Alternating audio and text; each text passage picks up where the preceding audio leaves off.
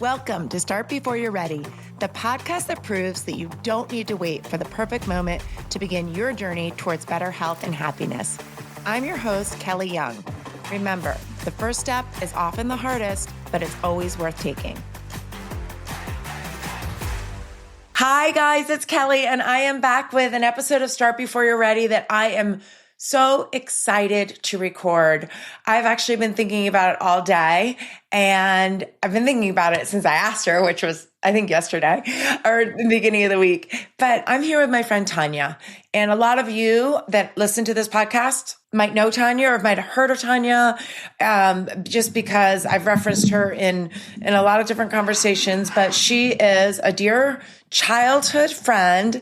Tonya and I started off, I think our friendship started when we did cheerleading for the Pee Wee football team, the Thunder football team. And we were on the same cheerleading squad. And I think my stepmom, Sheila, and her mom were like the team moms or whatever it was. They would drive us around in the vans. And that's how my friendship with Tonya began. I find it a little bit funny because for our entire lives, I think we've had little back and forth of cheering for each other. She's always somebody that I really respected. In high school, she didn't beat to the same drum as maybe everybody else. She was pretty authentic. She was herself, which I really liked and appreciated. She's part of the Koch family, which if you know Niskayuna High School, that's a pretty famous family. Her sister Christy was just the year below us, and her brother Doug, who we called Dougie, was 2 years above. And then she had an older sister, Sharon, that was, well, anyway, those are the three that I went to school with. Those are the three that I know. Tonya and her sister are gorgeous, and everybody knew the Koch girls were these gorgeous girls, but that is just a small part of them because they're not only beautiful on the outside, but absolutely beautiful on the inside. So Tonya, let's go ahead and let you introduce yourself to the Start Before You're Ready community. Well, hello, everyone. I'm so happy to be here. Yes, I am Tonya Duncan, and I'm a childhood friend of Kelly's, and we cheered together. And yes, we have cheered each other on through the years, and it's been a beautiful relationship. It's definitely, we've seen each other grow in different ways. Yeah. Absolutely. Yeah, for sure. For sure. Well, Tonya, let's go back just a little history. And this is random, and I might have the story wrong. But Tonya, how old were you when you met Darren? I was 15 years old. Okay. I didn't even think you were 15 because I didn't cheer in high school. So you must have brought him to a game when we were in, because 15, you're in high school, right? Yeah. Yeah. Okay. So I'm the protective friend, and I don't really know anything about this guy. And Tanya's like, Kelly, I want you to meet my boyfriend. He's from Voorhees. He's a football player from Voorheesville, which is in New York. It's not that far from Niskayuna. But I was like, Voorheesville, who is this Darren Duncan? And I had to meet Darren, and he came over in this purple, I think it was purple jacket, gold, yeah. Football player. And I was not too sure about Darren back then, but no, I wasn't. There was nothing wrong with him. I just had to feel him out and make sure he was good enough for you. And he was. And he is an amazing man. I have had the great privilege to work with Darren. We'll talk more about that later, but he is just a really great guy. And you guys have been married for, how long have you been married for, Tonya? I know you got married around when we did. 32 years. 32 years? Yeah. Oh my God. Yeah. You did not get married around when I did. You got married a lot before. Okay. Yeah. I think we've been together like 38 or 39 years. Yeah. Oh my gosh. It's been a journey. Yeah. And we're doing great. It's just been a journey. You guys are incredible. You're two of the most incredible human beings I've ever encountered in my life.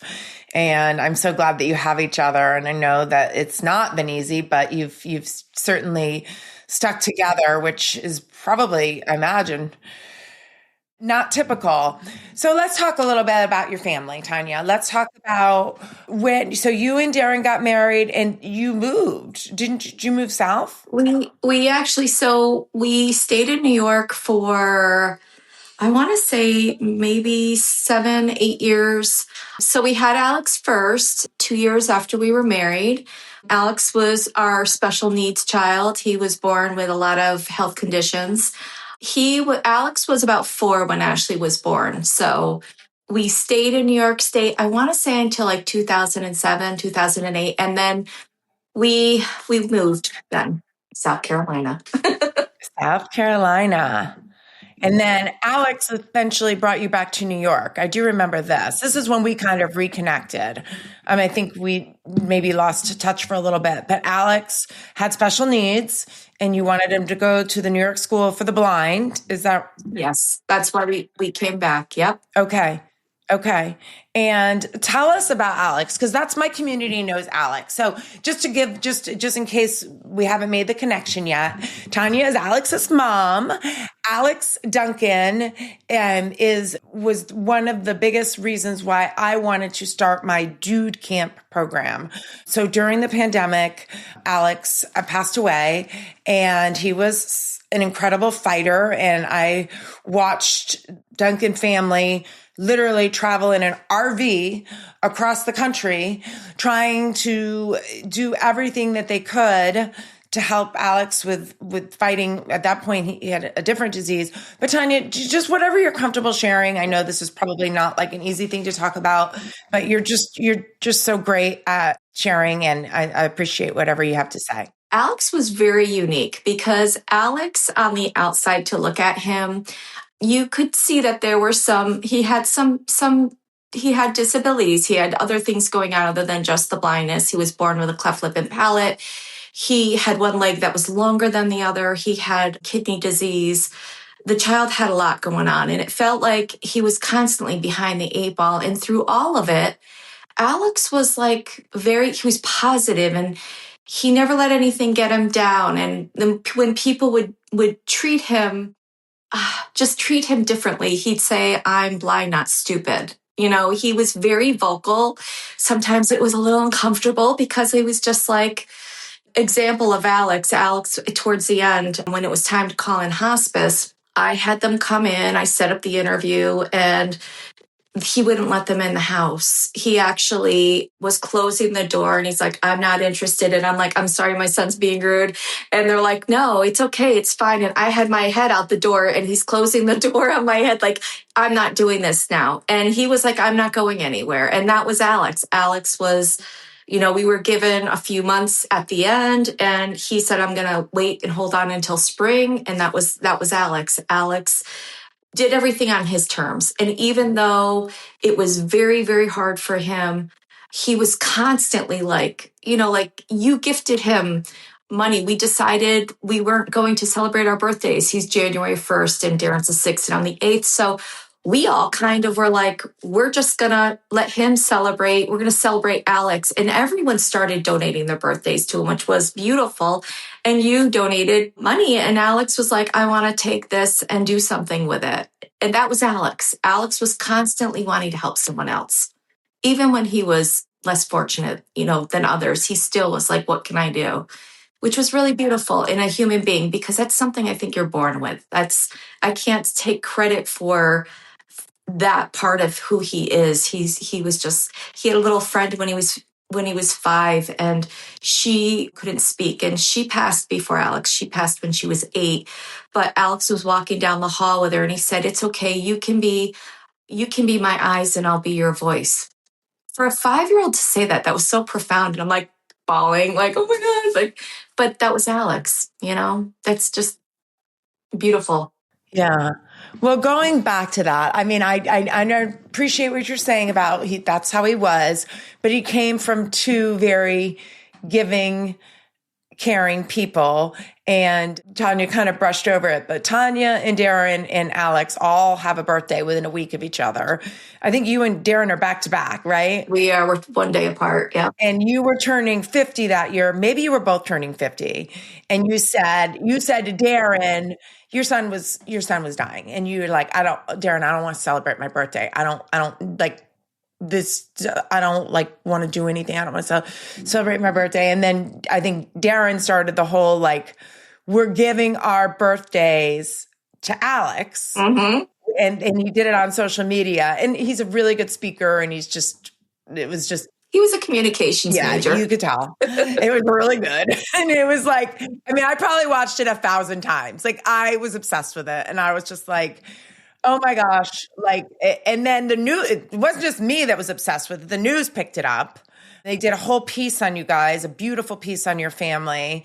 And people Tonya, didn't you have like gifts coming in every day? We had things coming from Germany. We had things coming from all over the world at one point. That story actually was up for an award. It was a great story. It was a great piece. Yeah. So Tonya and Darren said, I don't want my birthday. I'm giving my birthday to Alex. And then everybody, like all of our friends and all of our, everyone loves Tonya and Darren. Everybody. And so we're like, well, we'll give them our birthdays too. Great. You can have all my birthdays, Alex.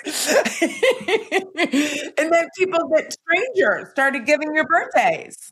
Yeah. It was and this was during the pandemic too. And we had cake every single day, and then Darren ends up with diabetes. That's why I was like, I'm not giving her cake or balloons, or I'm like the practical person. I'm like, that's the worst. Like, she's got all these boxes. She's probably so stressed out knowing Tonya. Like, Darren, what do I do with this cake? Well, we were eating it. I can totally see that all happening. It was a beautiful ending, honestly. It was heartbreaking. And then we ended up with COVID 2 days later after he passed. So, yeah. And I just kept thinking in my mind, there was a Bible verse, be still and know that I am God. I'm like, you really want me this still, don't you? Like, knocked us out. But we probably needed that at that moment, Not that it's ever a good thing to lose a child, but the way he passed and the way we were able to love on him, and everyone loved on him, and he knew he was loved. It was priceless. It was just priceless. And it's just one of those things that I look back, and as hard and as difficult as that time period was, I feel nothing but love about it. Like I with him, it's so different. It's just so different. I know we've talked about this before, Tonya, and it just stuck with me. I mean, it stuck with me when you said it. And then it stuck with me when he was sick. So can you just talk a little bit about, because I think it's important. One of the things that we like to do in this podcast is educate. And what happened to Alex had nothing to do with his previous issues, right? So Alex was diagnosed with testicular cancer. I want to say it was in 2018, maybe. He was playing basketball with his cousins, and the ball hit him in the private areas, and he decided not to tell us because he was embarrassed. And that's very common with young men. The average age period of getting testicular cancer is between the age of 15 and 35. Now, it happens much, much earlier, and it happens much later, but that's kind of the average time frame. And a lot of young men don't tell their parents until they can't take it anymore. And like in Alex's case, he started having symptoms probably in May, and he didn't tell us until maybe late July. And by the time he went to the urologist, it was a 7-centimeter tumor in his testicle. And because Alex was legally blind, Alex really couldn't to see. It's one thing to look down and see something, but he knew, like he said, Mom, something doesn't feel right. And Darren's brother also had testicular cancer, which, we didn't talk a lot about, but his brother did incredibly well. His brother had what was called, I think he had seminoma. Alex had non-seminoma, which is the aggressive form of it. And so his brother was treated with radiation, where Alex needed chemotherapy, and Alex needed a lot more, and it just kept coming back. But it was definitely something that I don't want to say that if we found it earlier that he'd still be here right now, because the type of tumor that it was, and it was a mixed germ cell. So it had several things in that tumor. And Alex's body, because he was already compromised going into chemotherapy, was only able to do so many rounds. And then he almost passed in November of that year. We had to stop the chemo treatment. So for him, it was like I said, he was constantly behind the 8 ball. We knew going into chemotherapy that Alex was terminal. We did not know Alex would live 2.5 years longer than his diagnosis. We were told maybe 6 months. So again, the power of holding on and the mind and what the mind can do is amazing. And the doctor even said to us, I had a patient that had a form of breast cancer that was very treatable. And she walked in my office and said, I'm going to die from this. And he said, Tonya, she should not have died from it because she statistically and looking through the medical books, she had a very treatable cancer. And he said, but she had this mindset, I'm going to die, and she died. And he said, Alex, you can see, is such a fighter. And that's exactly what it was. He was just a fighter. It was definitely one of those things where we're like, okay, the child has had so much come his way, and he's always fought through it. But this time it was different. Yeah. Tonya, talk about when you tried, because I know he couldn't fly because of the pressure, and you wanted to, I think it was Texas that you wanted, you wanted you to get him treatment in Texas. There was something in Texas that you wanted to, maybe it was experimental or something. It was MD Anderson. Yes. So they wanted to take a look at him. So that trip happened in October. Alex passed several months later in April of that year, but they looked at him and they were like, he can't, we can't do anything for him. At that point, it had hit the liver. And we knew in the very beginning it was throughout his whole body. But when they were able to really treat him, they at one point told us that he was cured. And then 6 months later, they told us it was back. So that was through Sloan Kettering. Like, he had been to several different places. We were at San Diego. I mean, he saw the best of the best. And so that was kind of his reason for wanting to help people that were less fortunate, that may not be able to travel cross country. That's kind of where the birth of the idea of how to navigate his foundation. Yeah. And I know you and Darren, I mean, I know Darren was more doing like fundraisers and stuff. As a parent, as a human, you just don't understand how, like, someone that had already been through as much as your family had been through then has the strength to be like, okay, now we need to help other people. Right. Right. And that has been very difficult for him. I supported him. And to be honest with you, I was at a point where I felt like I don't know how much more I can give of myself. But I did. Like, I was the one that would reach out and find the mothers that had the sons or the husbands or the fathers, grandfathers. And I would give the people to Darren, and Darren would take it. It's like we kind of worked together and we did this. And it was good, but it was also very hard because we've lost a lot of our men that we were helping because they had the same type of testicular cancer that Alex had. There are a few, though. There are a few that are in remission and doing really well. I remember when I was visiting you, a mother called me. Her son's name is Buzz. Buzz is in remission. And Buzz had all of the same exact issues Alex had, but Buzz was a 17 or 18-year-old, very healthy young athlete, and he did very well. He's still doing great today. He's doing awesome. So he's one of our success stories, and we have had others where Darren was able to kind of, I don't want to say mentor, but like some of them would call and say, my father doesn't understand, and Darren would talk to the patient, like, okay, let's kind of work through this. And have you tried this? Have you tried that? Because Darren just had a different angle of going about it. It's different, slightly different when it's not your child. You're not emotionally attached.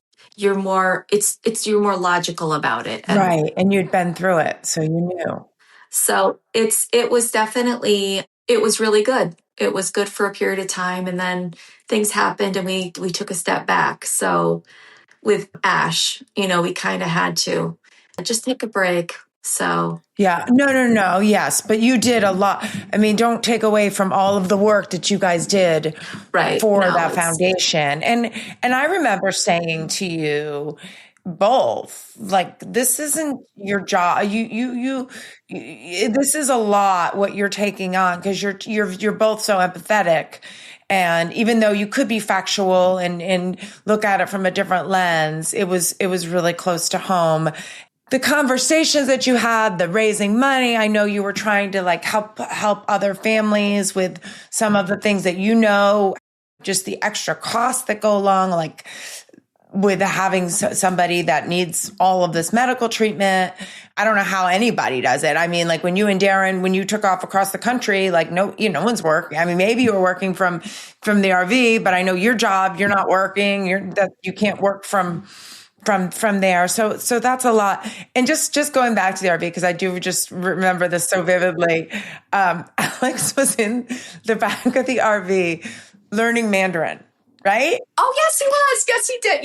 Yes, he was. Like there's a video of him just practicing. He had a lesson like 3 weeks before he passed. Like he finally was like, I'm done now. That was Alex. That's a perfect Alex. Yeah, that's a great example of the kind of kid he was. It's like, and I mean, you didn't talk about him in high school when they did, he had physical deformities and he ran track and he was a superstar athlete. And there were so many things that he did that were just like, yeah, he was amazing. He really was. He was amazing.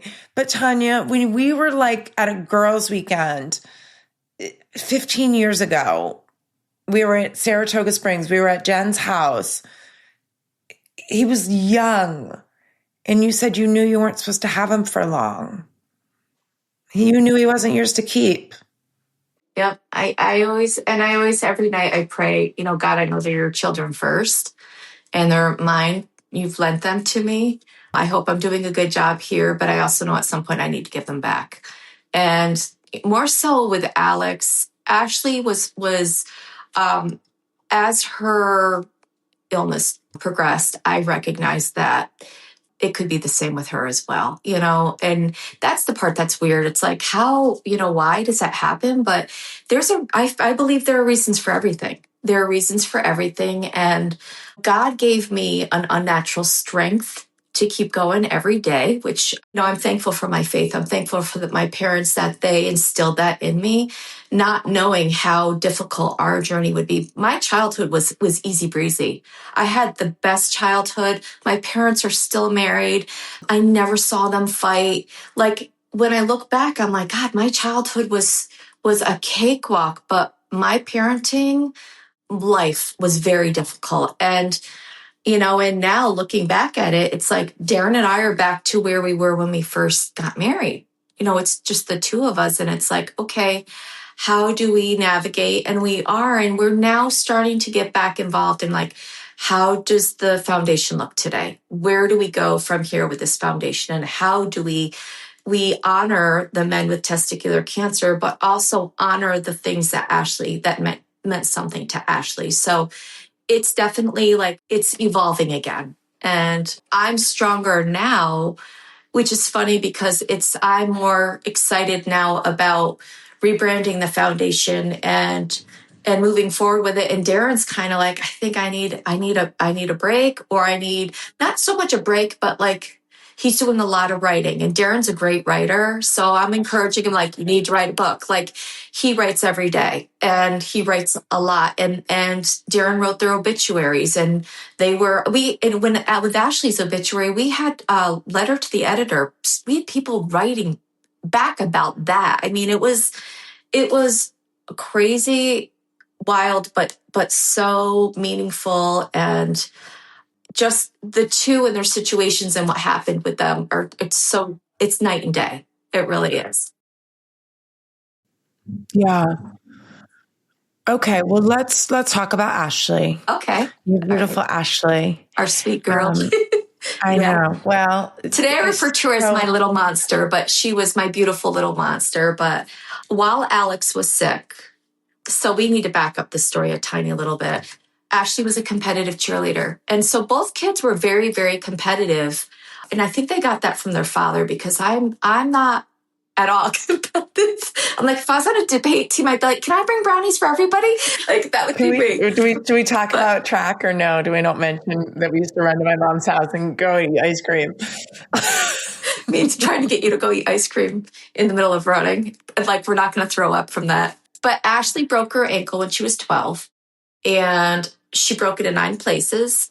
And she ended up becoming one of the statistics of athletes becoming addicted to opiates at the age of 12. So if you were to look at it from a parent's point of view or a lens, it looked like an eating disorder. She hid it from us for a long time. I would find things in her room that I was like, you shouldn't have NyQuil in your bedroom. Like, that's not okay. Like, but things that I was like making a mental note, like something is up here. And by the time she was 14, she had entered her first rehab in New York State and got her back home.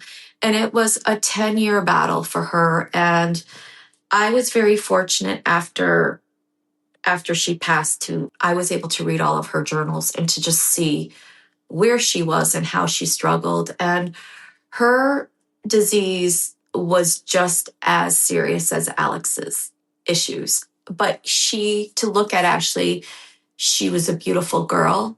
Christy and I, my sister, would say, okay, she's everything that we weren't. Like, she has the perfect nose with the perfect waistline. Like, everything about her seemed so perfect. But yet on the inside, she was definitely struggling and felt very broken and very misunderstood.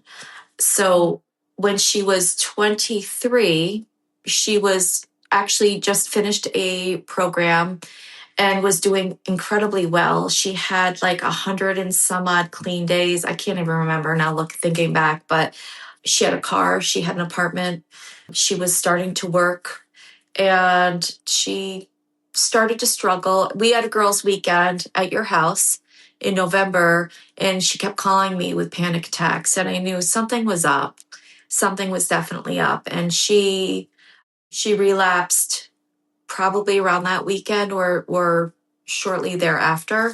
November, I think 6th, she had an unfatal overdose. And then on December 16th, she had a fatal overdose. So I do recall when it was around like that week, a few days before she passed, I did say to her, I feel like we're losing you. I don't think you're going to live through this. And I was telling her that because I was trying to wake her up. And, people say to me, why didn't you get on a plane and fly out there? And I'm like, that's a question I ask myself every morning. But the next thought that comes into my mind is it wouldn't have mattered. She was so deep into her addiction. And now looking back at it, like even her look changed. Her makeup was very dark. Her hair was very dark. Like, there are end stages of addiction that are character traits, like especially in women, which I find so fascinating now because at that time I didn't see it. I just saw, I would see things like, I feel like she's not telling me the truth, and you'd kind of take it personally, even though it's not about me. I was very frustrated with her, and she knew that. We had a very interesting relationship, and it was definitely, I don't want to say love-hate because there was no hate there, but it was a constant. And with her and I was the heavy. Darren was the one that was his girl.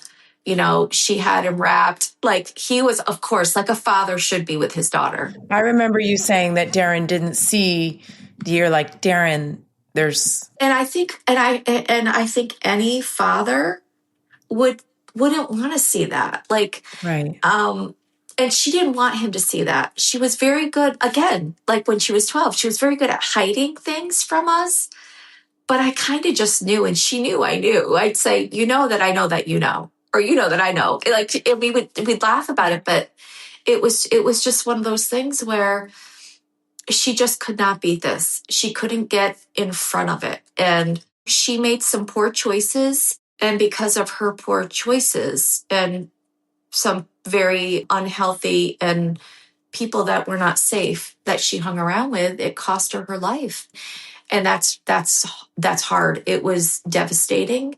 And I think that you're constantly healing from it. It's the grief that you experience from that.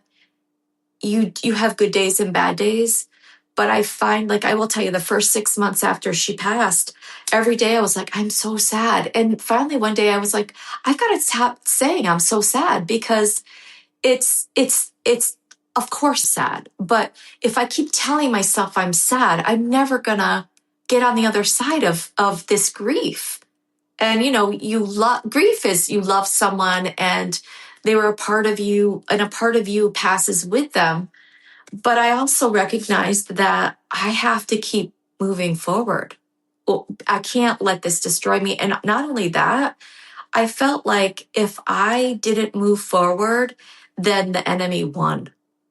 They won. And I'm not going to let them win. I'm like, nope, not today, not doing it. So I was just like, I'm not, I can't. And, there are days where Darren will say, I know you're having a bad day today. I'm like, yeah, I'm having a bad day. And so you have your bad day, and then the next day is better. Sometimes it's more of moments with me, but then I'm like, is this grief, or is this menopause? Because I'm like, why, God? Why did you do this right now? And then put me in menopause? I don't understand. But I definitely have joy in my heart again. I never thought I would have that. And it's a blessing to have joy, because it's not something that, not many parents can get that back. And the only advice I can give to a grieving parent is, don't chase joy, chase peace. Because peace, if you have peace, happiness will follow eventually. Just look for peace, look for calmness. I spent a year of really staying to myself. I was a couch potato, like, to the extreme. And then Christy got sick that next year. To a year to the date, we found out something wasn't right with her. So for me, it was kind of God's way, the universe's way, Ashley's way of saying, snap out of this. You've got to move forward, and you've got to be a cheerleader for your sister. And it was probably, in my case, it was one of the best things that could have happened to me in terms of recovery from just dealing with it. The downfall was that I took a year off of grieving. And then when Chrissy started feeling better, it came back up again, because I didn't deal with it back then. And so, you just learn how to navigate. And that's why I started exercising, which is a shocker, because that was never my favorite thing to do. And now I'm like a little, I don't know. I love it.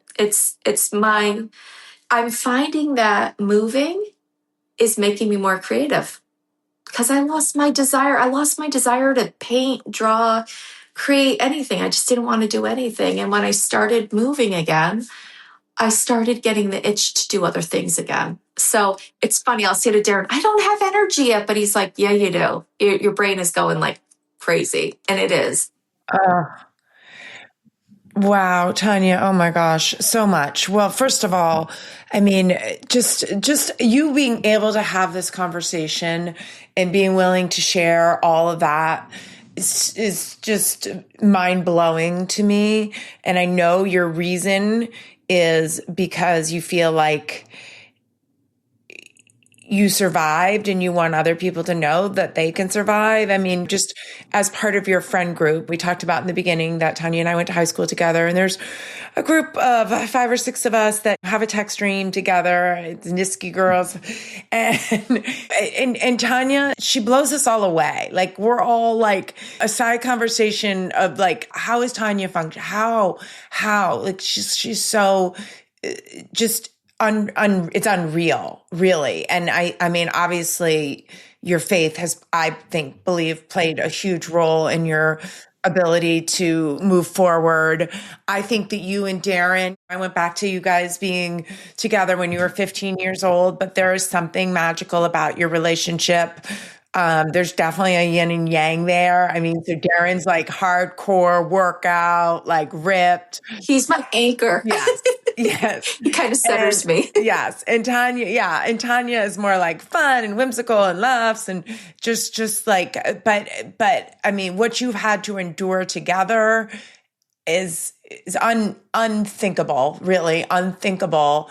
And just, I mean, not only, I mean, just when you were kids, I mean, Alex, just all of the treatment that you tried to get for Alex and understanding all of that. I can speak for anybody that knows you, Tonya, and anyone that knows you, adores you.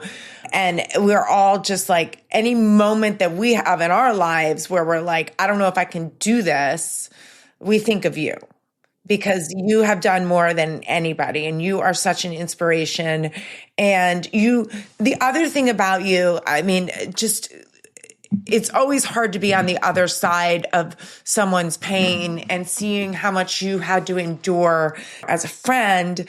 That was really hard, but I never was like afraid to text you or like say something stupid, or like you just made everybody feel really comfortable.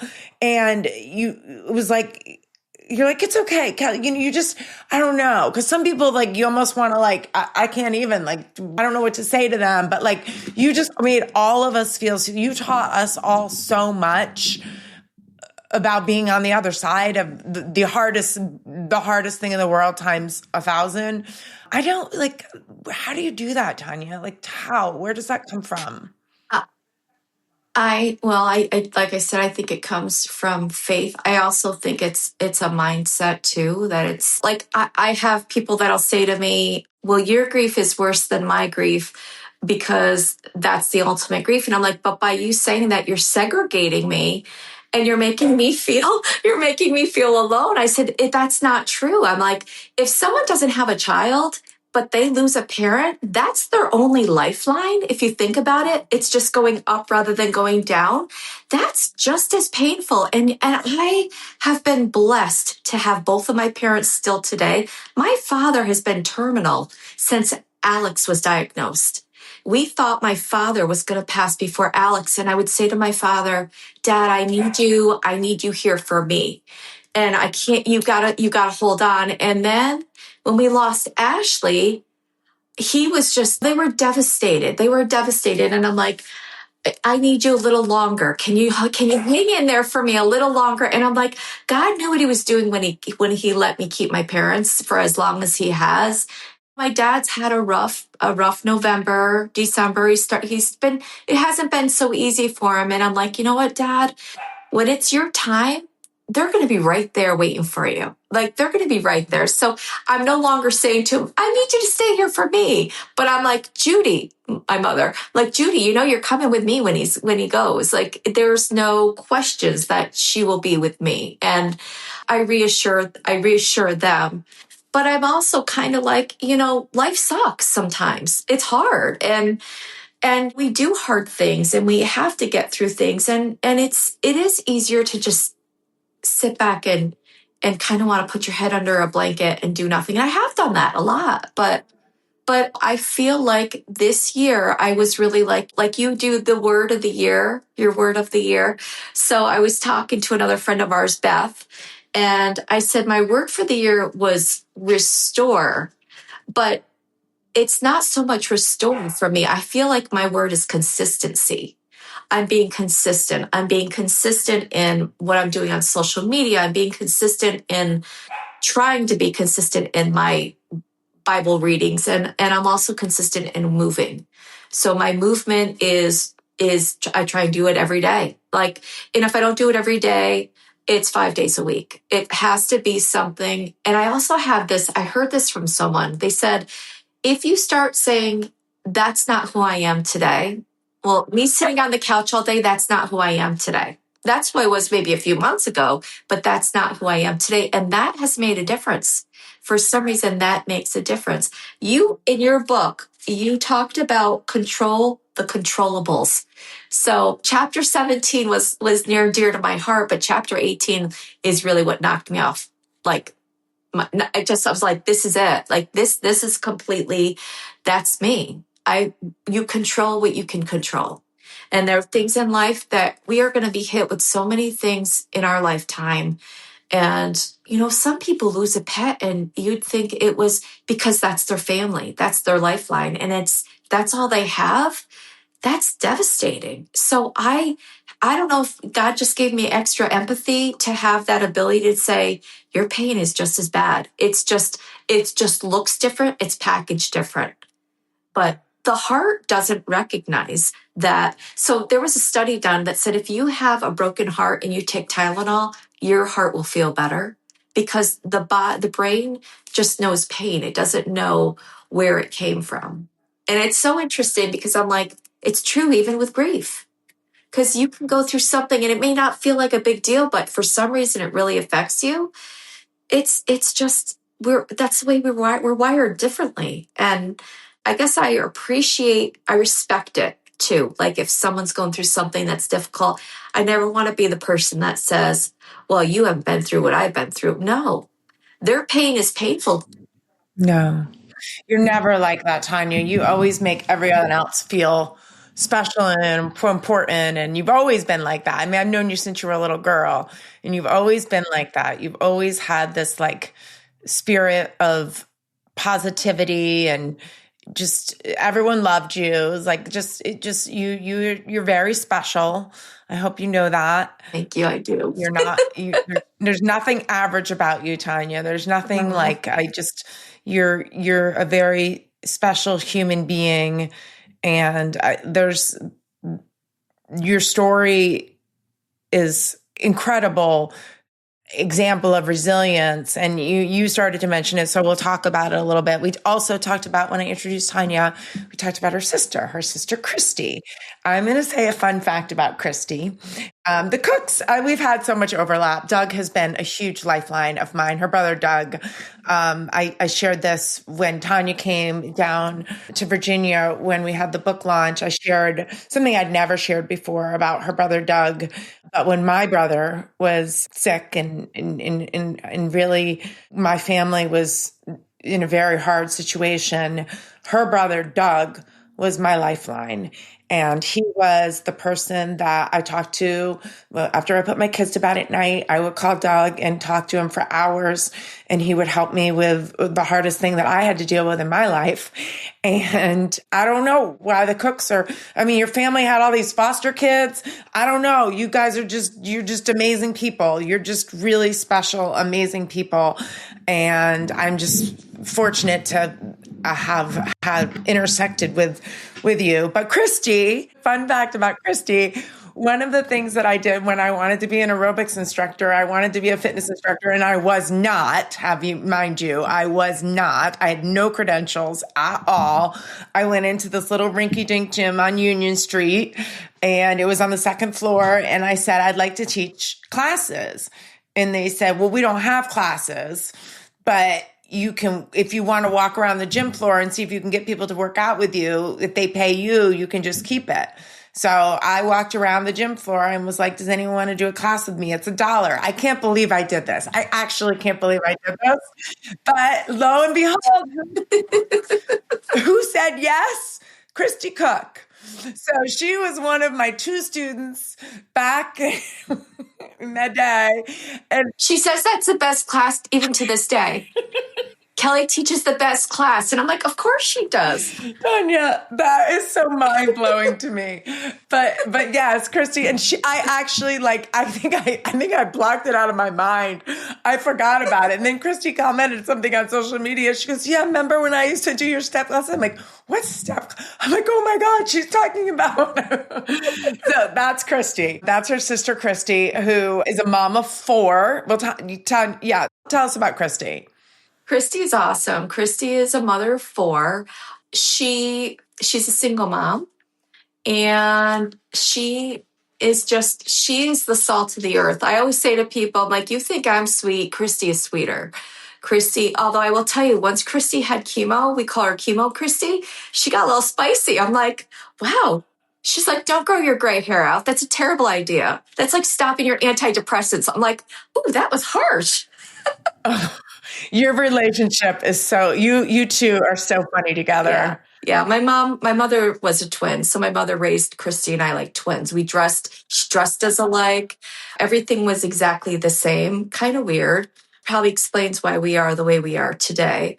But yeah, Christy, and she rose to the occasion when it came to fighting her battle. I'm like, I see where Alex got it from him. Maybe she got some of it from him too. Like it's really neat how you can see the mannerism pop back up, or like the film Alex. In fact, she was with us when Alex passed, and Christy said, Alex, I'm going to go to the bathroom. I'll be right back. And when she went to the bathroom, he just said to me, where's Dad? And I said, he's right here. And Darren walked in the room, and Alex took 2 or 3 breaths and he was gone. And Christy was like, why did he go without me? And I'm like, because he couldn't go with you here.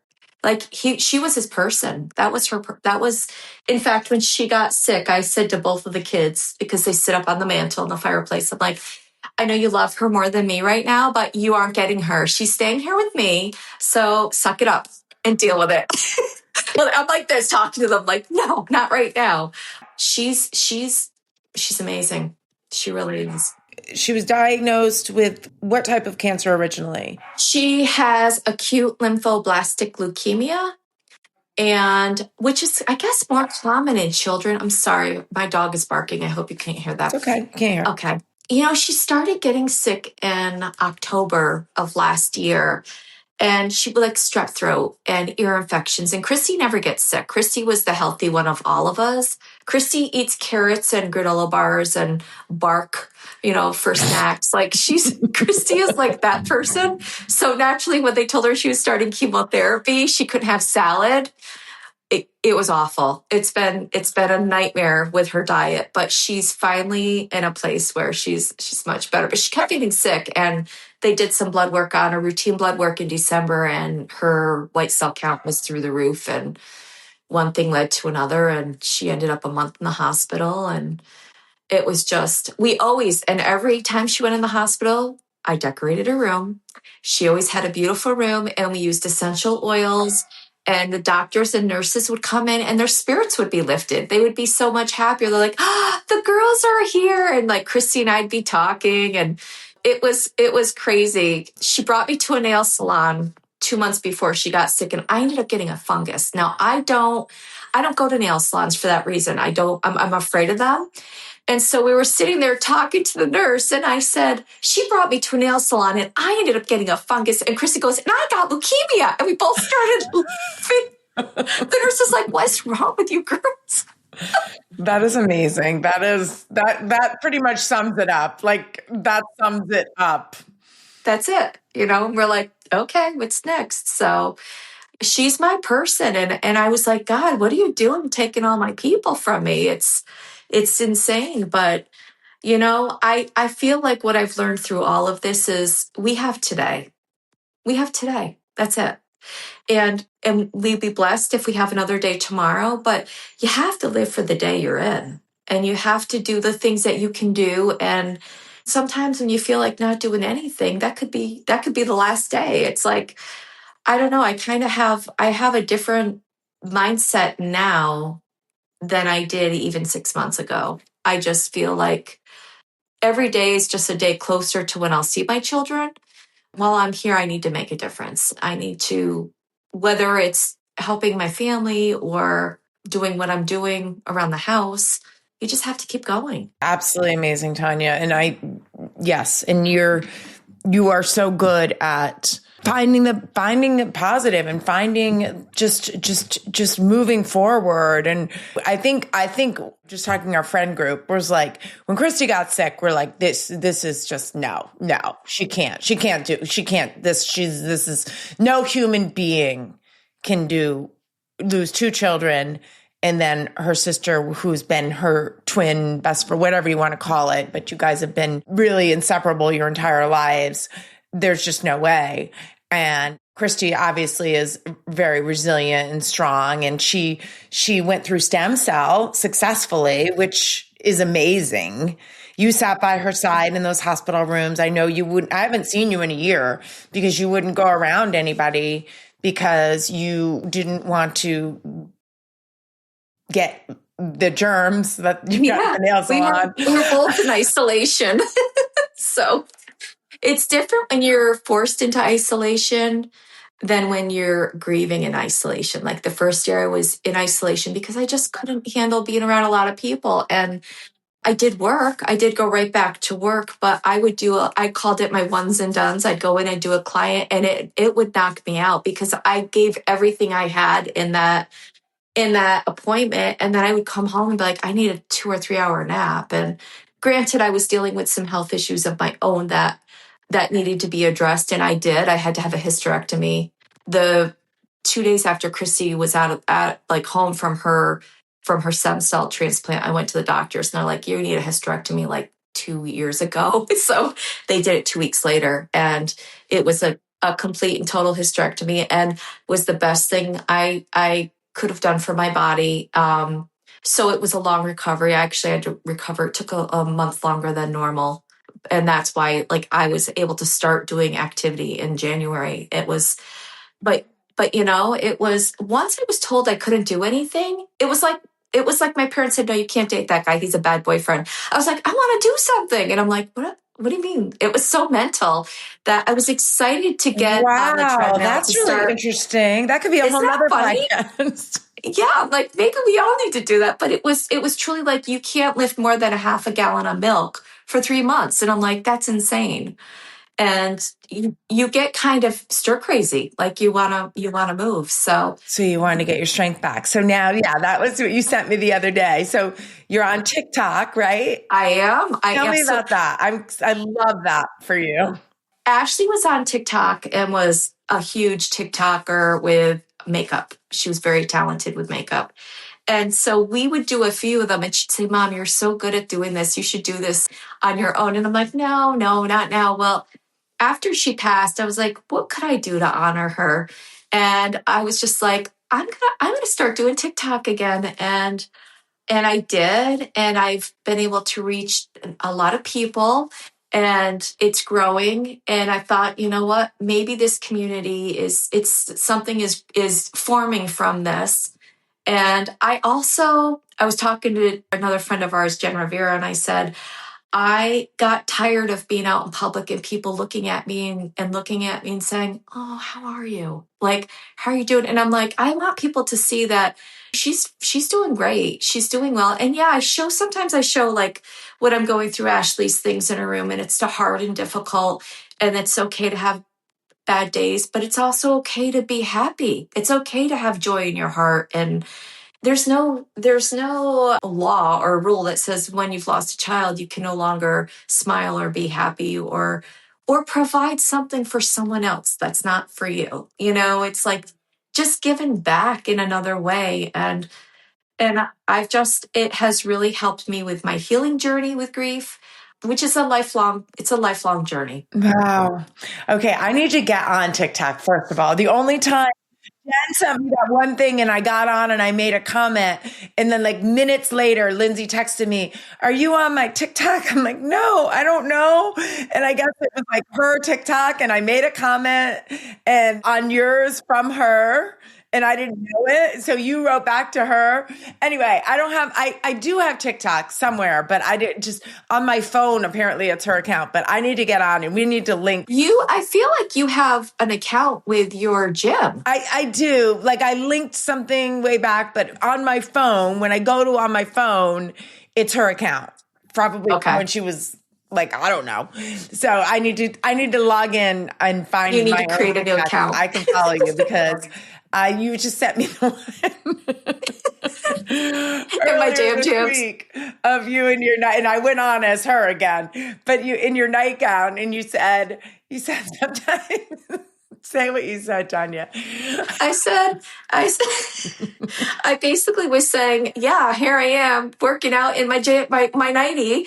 Yes, it's my nightie. I just getting in touch with my 5-year-old self. And I was just like, and if you don't feel like working out, work out in your street clothes. So my first TikTok on the treadmill, I was in my overalls. And I was just like, and Christy does the same thing. We work out in street clothes. We don't work out. Work That's out good. here. I give that tip, Tonya. That's one of my tips. You don't need to put on workout clothes. Just go. No, just go, move. And so Darren came down the stairs and he's like, I was coming down the stairs thinking there's no way she's going to be in a nightie. He goes, and here you are on the treadmill. I put it at the highest incline and I go on it for an hour and I sweat. What? And I'm like, the highest incline for an hour? Yeah, 15. What? What I'll do is I stay at 15 till about like 40 minutes, and then I drop it down to 12 so I can start like lowering my heart rate. Oh my So by the gosh, time, Tonya. yeah, I thought you were getting on for like 5 minutes. I had no idea. You were all in, girl. no. I'm on it. And guess what? I've lost like maybe 4 ounces. I hate the scale. That's the other thing. I won't get on a scale anymore. I actually hate it. I despise the scale. My clothes fit different. Yeah, I'm like, I don't care. I don't need to weigh myself anymore. I don't care. It's as long as I'm shrinking, I'm okay with that. But so does the TikTok kind of motivate you to get on? Because now you've started this thing of said, like, I'm getting on. yep, it's accountability. And I think you probably could incorporate something in your gym where you're like, okay, let's all get on TikTok and, like you have your goals. When you put it out there, like for some reason, when you put it out there, it's out there.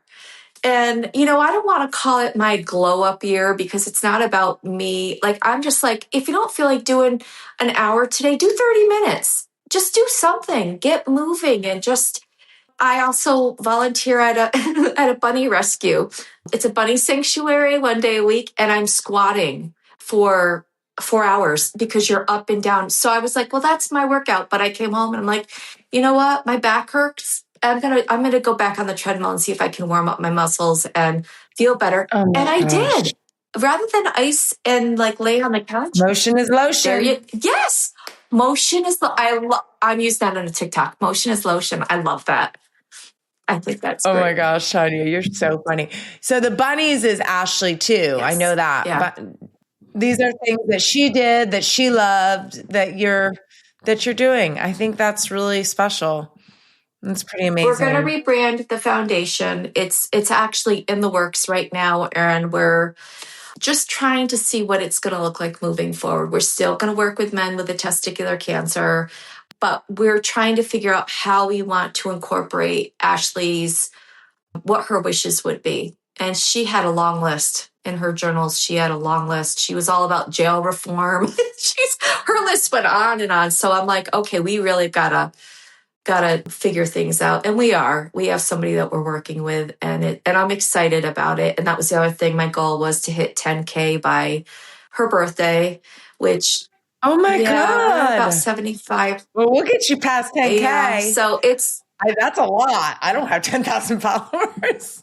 Yeah, right now it's about 7,500. Okay, well, let's help you. I'm gonna get on TikTok. I'm gonna figure it all out. I'm gonna do it. I know, like, I laugh when other people say, "Oh, I don't do Instagram. I'm like, what? It's so easy." But then, like, that's how I feel about TikTok. I don't know TikTok at all. So I'm gonna figure it out. Tonya, you are a true inspiration. I feel so fortunate to have had you as a friend for the past 40-some years. I feel the same way, and I feel like you have inspired me. And I have to tell you, every time I move, I think of you. I always think of you. I'm like, she'd be so proud of me. I'm so sweaty right now. You're so right. I am so proud of you. And I love that you think of me. That makes me so happy. When you sent me that video the other day, that's when I was like, okay, she's in a really good mood right now. I'm going to ask her to be on the podcast. And that's why. And then I've learned that once you ask someone, you can't, like, you got to do it like, you're like, well, we can do it this time. No, we're going to do it this week, Tonya. So here we are.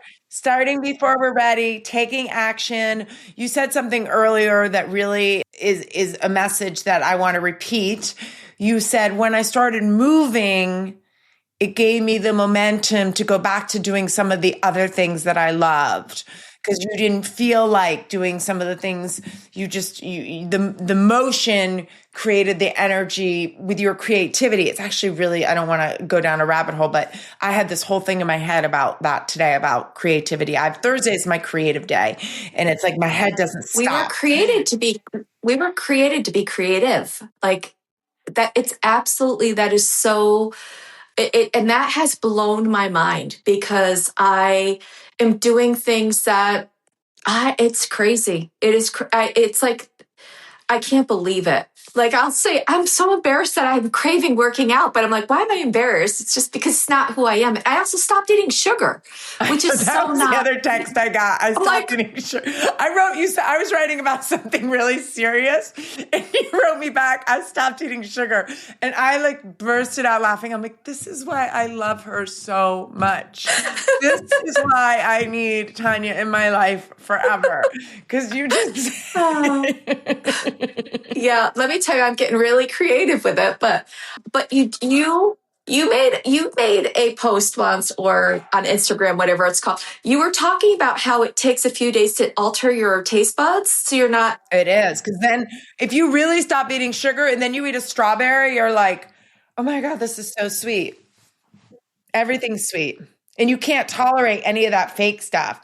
Like I can't, like if I have like, I can do some, I'm not gonna say I can't, but like if I have, I'm like, oh, this is so gross. Like it just tastes like chemicals. It's a lot. I have been baking with monk fruit, but I feel like it kind of tastes like sweet tarts to me. Does it have like a weird sweetness to it that it's like, I don't know. So I'm experimenting, and I'm also experimenting with almond flour now. Finally. Yes, I finally am on that whole thing. And Darren was able to reverse his diabetes with his diet and working out, which was huge. Wow. They were actually. Wow. And just for the record, Darren is not overweight and he's always worked out. Yes. So diabetes, he has diabetes in his family, right? Well, he ended up getting COVID that first time, and he ended up like 8 weeks later with diabetes. So did Dougie. They both had the same strain. And that's when Dougie also was diagnosed with diabetes. So we were wondering if it was a COVID thing that kind of triggered it, something in their bodies. It's really interesting. But Darren's definitely reversed it, and he's considered pre-diabetic now. But, you know, he checks his sugar every day. He's very consistent. And like I said, there's that word consistent. You know, we're being really consistent. And I'm kind of following his lead, like sometimes we'll work out at the same time. Like, it's so weird. It's so not like me.